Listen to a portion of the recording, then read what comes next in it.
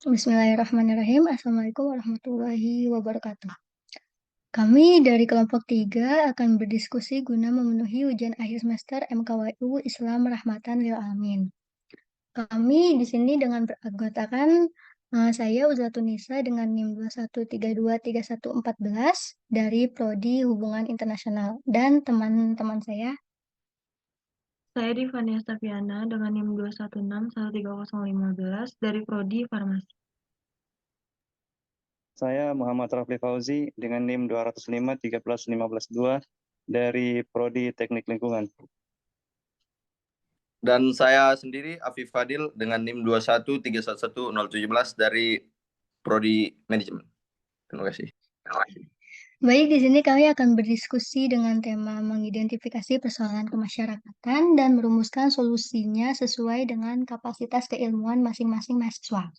Di sini kami mengambil judul tingginya penyakit menular COVID-19 yang menjadi persoalan masyarakat pada tahun 2020 hingga 2022. Di sini saya akan menjelaskan apa itu COVID-19. COVID-19 merupakan suatu penyakit infeksi pada saluran pernafasan yang disebabkan oleh jenis virus corona. Kasus COVID-19 ini pertama kali dilaporkan di kota Wuhan, Tiongkok pada Desember 2019. Dan pertama kalinya COVID-19 dilaporkan masuk ke Indonesia pada tanggal 2 Maret 2020 di Depok, Jawa Barat. Baik, mengenai COVID-19 ini, dari hubungan teknik lingkungan, bagaimana cara solusi untuk menyelesaikan wabah COVID-19 ini? Ya, kalau menurut saya munculnya penyakit COVID dan penyakit-penyakit baru pun dapat menjadi risiko terburuk apabila kita membiarkan ya. Solusinya itu kalau dari bidang teknik lingkungan tuh ada baiknya penderitaan lingkungan hidup itu kita kurangi dengan kita lebih merawat lingkungan hidup sekitar kita. Pertama, kita mesti berdamai dulu dengan lingkungan sekitar kita. Kemudian kita melakukan tindakan bersih-bersih. Pertama untuk diri sendiri dulu, kemudian untuk keluarga, kemudian untuk lingkungan sekitar kita. Dan kebijakan pemerintah juga ada baiknya tidak hanya tentang penerapan protokol kesehatan, akan tetapi pada protokol penyelamatan lingkungan hidup yang berfungsi sebagai benteng pertahanan terhadap penyakit. Selain itu, budidaya tanaman yang berguna sebagai obat alami semestinya diberikan perhatian yang lebih serius. Karena untuk kalau lingkungannya kita bersih dan sehat, otomatis daya tahan tubuh kita juga kuat dan terhindar dari seperti penyakit COVID dan lain-lain. Mungkin itu aja sih.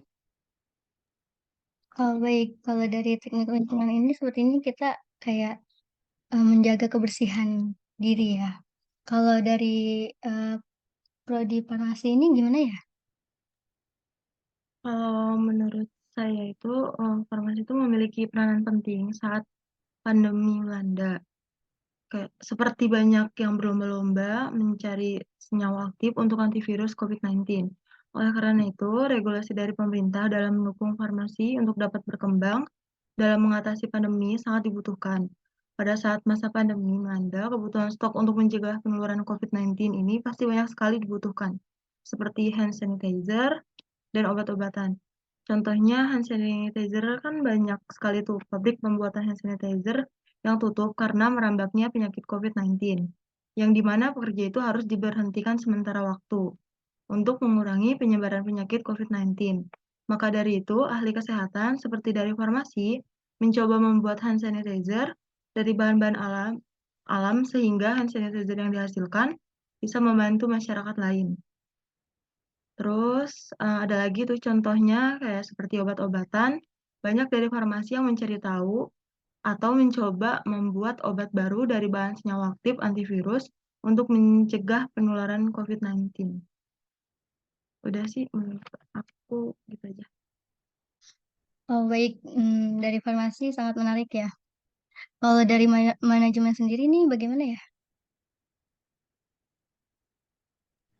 Ya, dari Prodi manajemen sendiri kan waktu COVID kemarin kan diberlakukan PPKM tuh. Jadi pas PPKM banyak perusahaan-perusahaan atau toko-toko yang tutup, pelaku-pelaku usaha juga banyak yang mengalami kebangkrutan, rugi.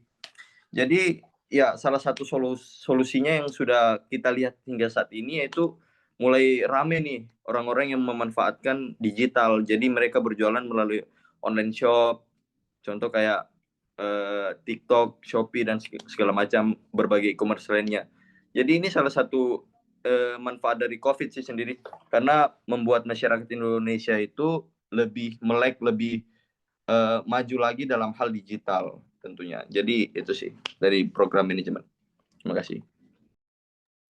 Oh, baik, manajemen ini berarti lebih ke perekonomian dalam masa COVID-19.